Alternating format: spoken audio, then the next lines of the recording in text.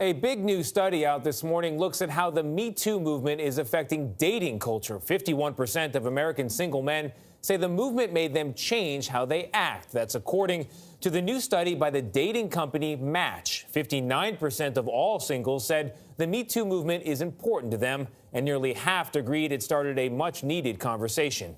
Match surveyed more than 5,000 single men and women from age 18 to 99. Really, 99.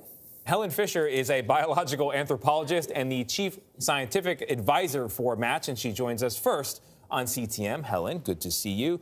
We should point out at the outset that this looked at, it doesn't matter who you are attracted to in this case. People are all right. It's just how do you feel about the Me Too movement? How did it affect you? Right. We said 59% of singles find the movement to be important, but when you look at men alone, it's less than half. Mm-hmm. So is that enough to actually change how we date? Yeah. Well, 51% of men have changed their behavior.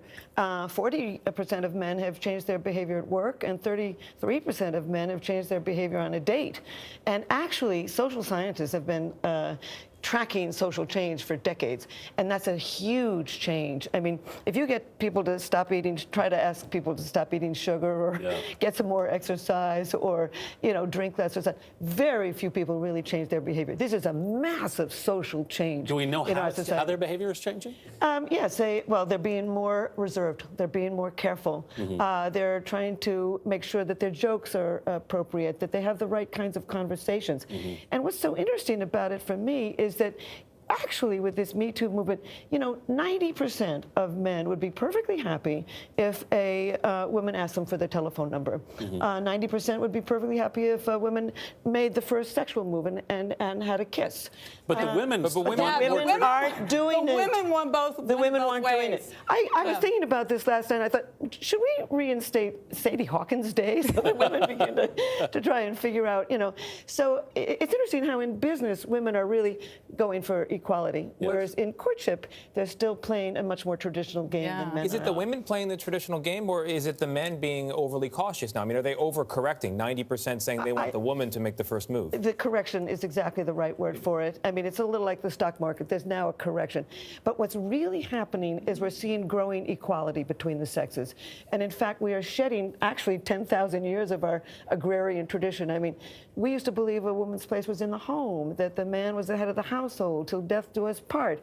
And indeed, we're seeing this massive change towards general equality between the sexes. And the last part to really change is this, but this is a huge social movement that is moving us towards this economic, social, sexual equality between the sexes. Your study said that 1/3 of young singles say their financial situation has held them back from pursuing love. Yeah. I study millennials. I'm really impressed by millennials. They're very cautious and they're very ambitious.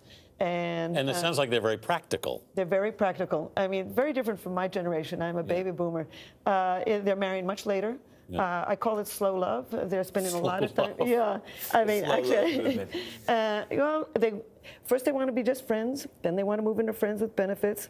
You learn a lot between the sheets, right? And then they slowly tell friends and family, and then they slowly move in together, and then they wed. And the later you marry, the more likely you are to remain together. So it's a very interesting, solid, good movement. But they're being very careful, just like you said. They want to make sure they're financially stable, that their career is in order. Before they actually catch feelings. I love when you say that we are built for love, in your words. 75% of those surveyed said they believe in a lifelong partnership. Yes, and I've done this study with Match for 9 years, and it's a national study. We do not poll the Match members. It's a national representative sample of Americans based on the U.S. Census, and every year I ask that question. And some years as much as 89% of both men and women believe that when you find the right one, you can do it forever. And it's entirely possible in this day and age. The later you marry, the more likely you are to remain married, and that's what the young are doing. They're being very cautious, very practical, as you said. And they're being optimistic. And they are optimistic. And they should be, for God's sakes, There it is. Interesting that most singles meet through dating apps now. Very interesting. Fascinating study. Helen Fisher, thank you so much for being here. Well, thank you.